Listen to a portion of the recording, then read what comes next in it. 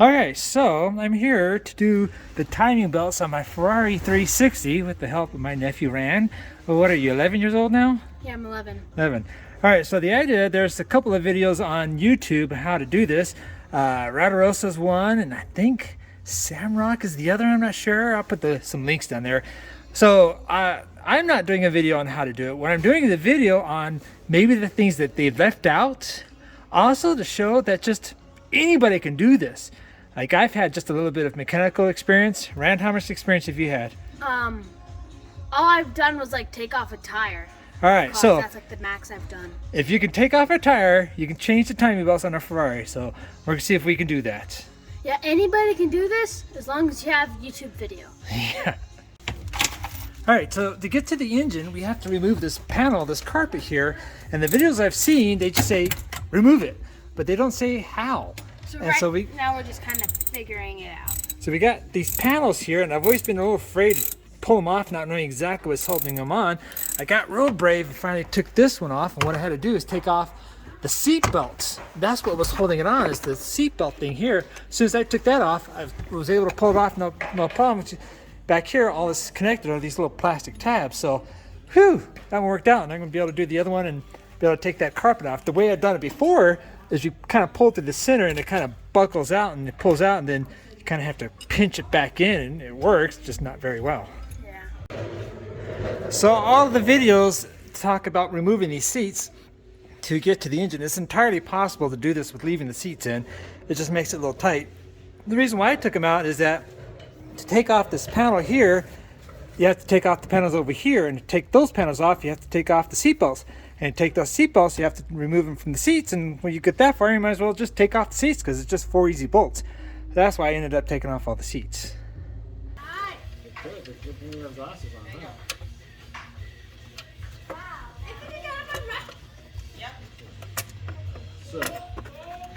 And there's our timing belt. Isn't it birdie? How's your hands? Let's see your hands. Let's see the other side. Aren't they pretty? So I got my covers off. Now checking out my belts. These things should have been replaced about 5,000 miles ago. And this one, I thought it was kind of loose, but all right, whatever. Then I come over to this one, and it seems exceptionally loose.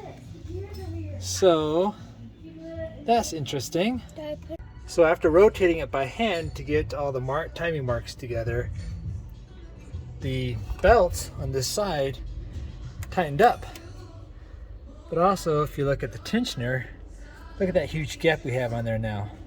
So hopefully that will all fix itself when I get the new belts on. So as I'm tearing into this, I'm already finding two issues that I was not anticipating. One underneath here, which I believe is the water pump. You see this little bolt right here is all nice and corroded. It tells me that there's some type of leak, and you see it's kind of wet all around there. So if I had known that, I would have planned to replace that water pump, but I don't have a water pump on me, so that's going to have to be a future project. The water pump's going to be, I think it's about $500. Then behind the water pump is the heat exchanger. Those things are known to go out.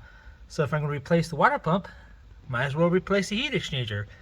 But that is like $600 or so. So altogether, it's be about $1,000 for parts. I'm not quite certain that's going to solve my problem, but clearly I've got something going on in there that I got to fix. But that's going to have to be kicked down the road. Right now, I'm just concentrating on getting these belts replaced. And I'm hoping that this here, all this oil that I'm seeing in here, is coming from the bearing, because I don't know where else that could be coming from. The other one,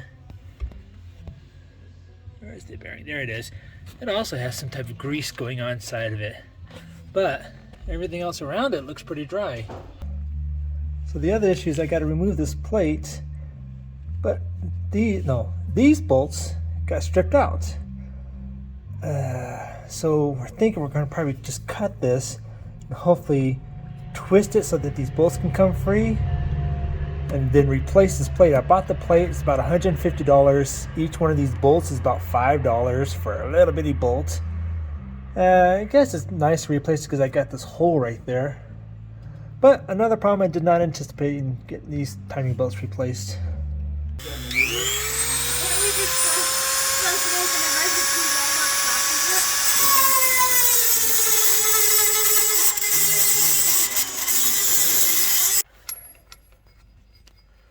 So my big worry was whether or not this thing would just slide right off. The two videos showed it just sliding off, but my history says you need a pulley to pull it off. So let's see. It just slides off. Yay! I was so worried. I see why though. It's indexed. Well, the other ones that I worked on were indexed too. I just thought I was going to need a pulley to get this thing off. All right, so one of the things Scott neglected to talk about was the diameter of this little spacer he used. He said how long it was, but didn't say the diameter. So looks about 1.5 inch ID on these things. So get that, and that's the size pipe you need. So the people, Scott used a little probe on his phone to look at the timing marks in the back just to make sure they all align. And I thought, I'll just use my phone, the camera or the video or something. I can check it with that way. Well, it's easy to get those plates off, but getting a good eye on those markings turned out to be a little more problematic. So the next time I do this, I definitely will get a probe and just to confirm that those lines are all marked up. Technically, we don't have to, get these marks all lined up. It's just as long as nothing moved, then you're good to go. But it's just a nice little check to make sure nothing moved during this process. So another thing on Scott's videos he talked about is getting... I'm recording.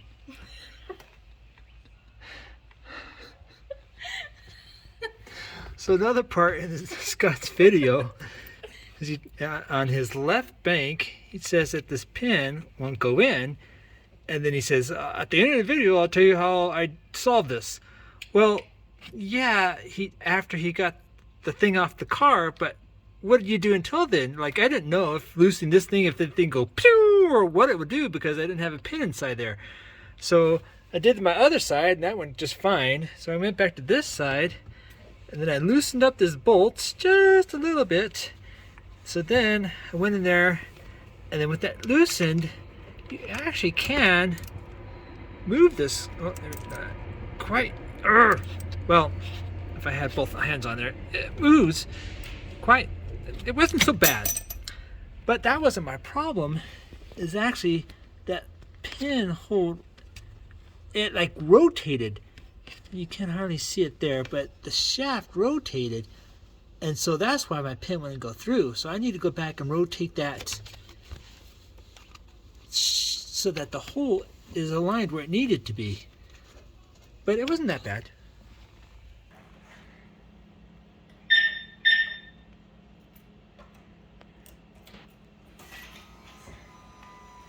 Question is why I run off these ramps. Ha! Just don't put it in gear. Neutral. Here we go.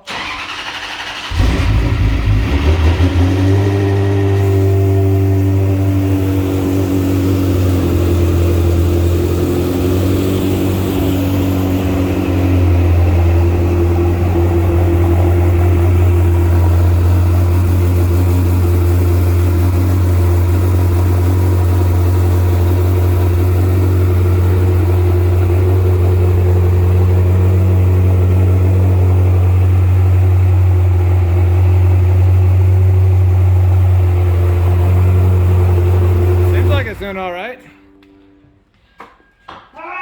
works! Success. It works! I can now have my garage back next week.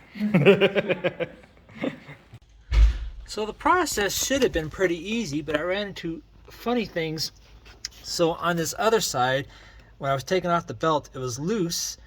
And so when I put it on, it was also loose. And I thought, well, that's how it's supposed to be. What it was is, let's see here. Where are you at? There. This side here was loose. And I thought, okay, it seemed like it was half a tooth off. And I was going to just put it on half a tooth off.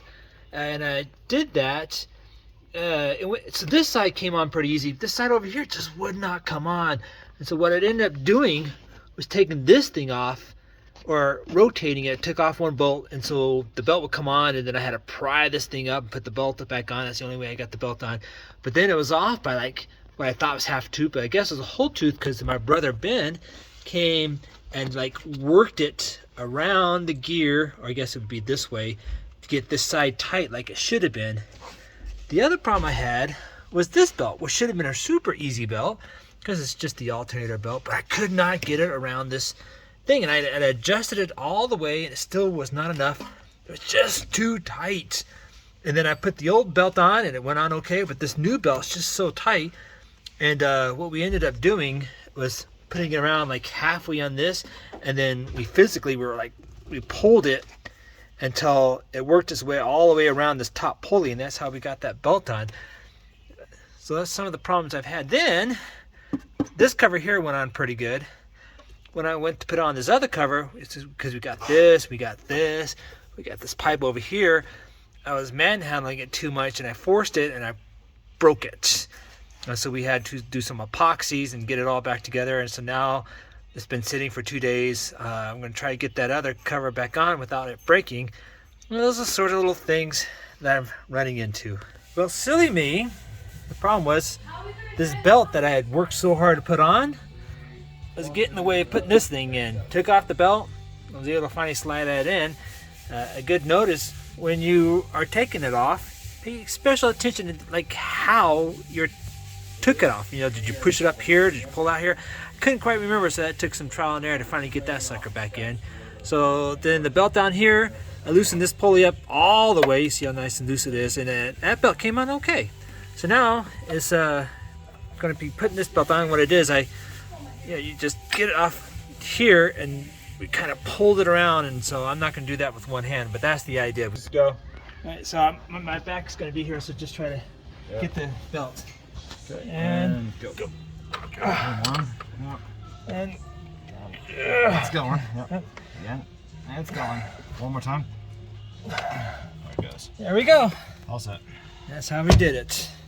Thank you. All right, so something I forgot to mention that Scott also didn't mention was very convenient to mark the belt. So you put a little mark on the belt, and you put a little mark on the cam, and put a mark on the belt, put it on the can, and down here, and then you count how many teeth are in between those, and then how many down there, and then put the same marks on the new belt so that when you put them on, you know you got the same amount of teeth in between these two cams and same amount of teeth between the drive down there. And I put the marks up here, but I did not put the mark down here, so when I had it all loosed over here, I couldn't tell that I have enough teeth the same as before.